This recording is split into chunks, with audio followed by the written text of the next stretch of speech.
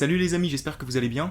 Donc aujourd'hui je vais vous parler d'En Quarantaine, donc le fameux remake du premier Rec et sa suite En Quarantaine 2, alors qui n'est pas un remake du deuxième Rec ou d'un autre épisode, non c'est un film indépendant qui a sa propre histoire et qui en plus de ça n'est pas un found footage. Donc je commence avec le premier film dans lequel on rencontre une journaliste et son caméraman qui réalisent un reportage sur la vie des pompiers, et justement ces derniers reçoivent un appel d'urgence qui les conduit vers un immeuble dans lequel les cris d'une vieille dame terrorisent tous les voisins.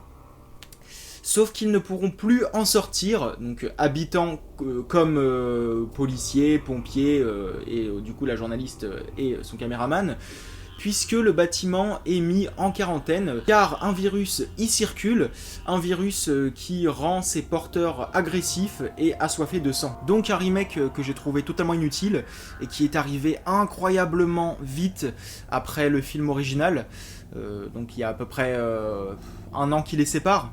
Voilà, donc pour le coup les Américains n'ont pas perdu de temps.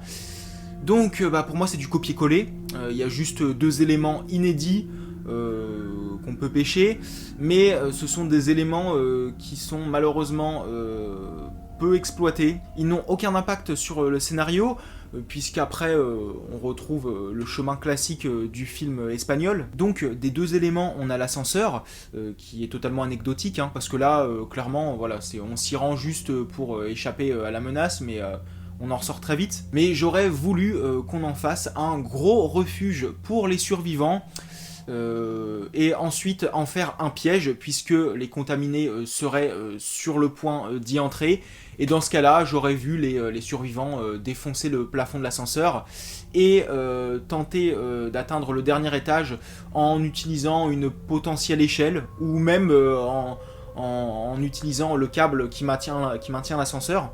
On aurait pu nous procurer une longue séquence bien tendue et un passage assez oppressant. Et le deuxième élément, c'est le chien, qui est d'une taille assez imposante quand même. J'aurais vraiment voulu qu'on en fasse une grosse menace, qu'on s'en serve pour compliquer les choses pour les survivants. Donc je disais que le remake était un copier-coller, mais du copier-coller en moins bien. Puisque déjà les personnages sont beaucoup moins consistants, y compris la journaliste que je trouve moins imposante. Ensuite, pour un found footage, bah là c'est pas très convaincant, puisque le filtre de l'image est trop propre, ça fait vraiment film de cinéma. Alors que celui de Rec faisait vraiment réaliste, il y avait ce côté amateur, ça faisait vraiment reportage en fait, alors que là en quarantaine, non, c'est trop propre, ça fait trop film conçu pour le grand écran. Voilà, ça fait artificiel. Donc, voilà, comme vous pouvez le voir, je n'adhère pas au travail des créateurs de ce remake. Mais c'est un film qui a quand même des qualités, tout n'est pas à jeter. Puisqu'au niveau de l'atmosphère, je trouve que le film est plus sombre. On est dans un immeuble peu éclairé, les couleurs sont ternes, l'atmosphère est assez froide. Au niveau de l'horreur, là je dois dire que c'est très sanglant, les effets spéciaux sont de très bonne facture, on a du bon gore. Et les infectés, voilà, je les ai trouvés convaincants, ils sont redoutables. Ensuite, on a un bon rythme, je me suis pas fait chier. Alors, si on voit le film comme une œuvre indépendante, bien sûr, puisque voilà, en tant que remake, comme je vous l'ai dit, c'est du copier-coller, donc on peut se faire chier.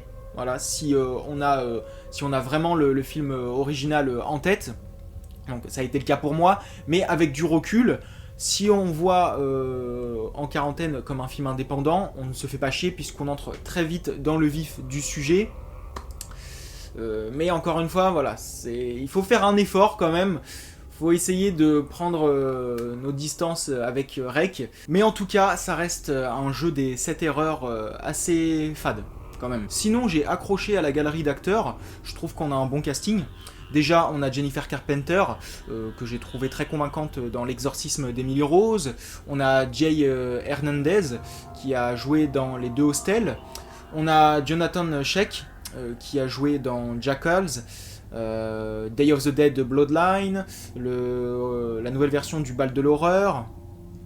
Et on a aussi Joey King, donc une des fillettes du premier Conjuring, et qui a joué aussi le personnage principal dans I Wish. Donc en conclusion, comme vous l'aurez compris, le film est très chiant en tant que remake, mais avec du recul, ça reste un film correct, hein, c'est bien réalisé, donc je lui donne quand même la moyenne. Et pour finir, je m'attaque à la suite qui s'intitule En quarantaine 2, le terminal, dans lequel on se retrouve à bord du vol 318. Sauf que l'un des passagers est porteur du fameux virus et se montre agressif. Et donc l'avion est forcé d'atterrir dans un aéroport mis en quarantaine. Et donc les hôtesses de l'air et les passagers vont devoir s'unir pour survivre aux attaques des contaminés. Donc un film que j'ai trouvé plutôt sympa, une production à petit budget, et ça se ressent dans la réalisation. Mais attention, il n'y a rien de grossier, de mauvais, hein. Simplement, voilà, on sent que ça aurait pu être mieux. Le film reste globalement agréable à suivre. Donc on suit deux hôtesses de l'air que j'ai trouvées très attachantes. Donc elles se rendent très vite dans leur avion. Donc là, pour le coup, on entre vite dans le vif du sujet. Et donc les choses dégénèrent assez vite une fois qu'on a fait connaissance avec les personnages. Donc des personnages qui n'ont rien d'original, hein. Voilà. Ils ne sont pas non plus énormément travaillés, mais on arrive quand même à les identifier. Et ça, c'est le principal, parce qu'ils sont assez nombreux, hein. Donc on a une galerie de personnages hétérogènes, puisque certains sont attachants. Et heureusement d'ailleurs, puisque on se sent un peu plus impliqué, hein, dans cette aventure. On a peur pour eux.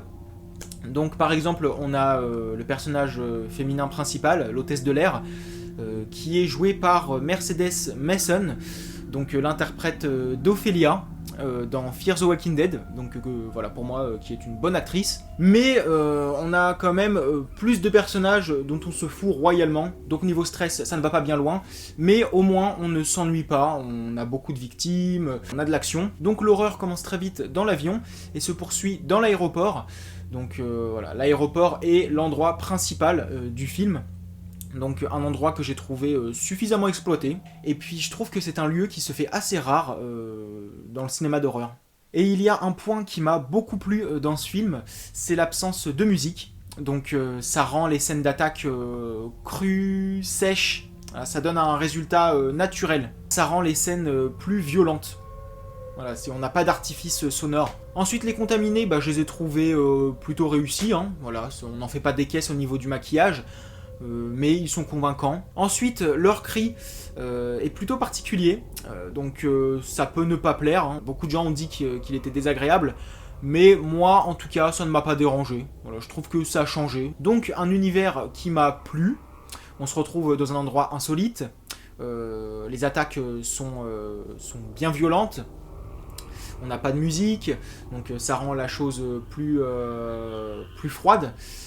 Mais je trouve ça dommage que le film n'aille pas jusqu'au bout sur ce côté-là, parce qu'on aurait pu avoir un film vraiment tendu, vraiment stressant. Je trouve qu'il y a un manque de tension, parce qu'avec l'absence de musique, on aurait pu avoir des scènes ultra stressantes.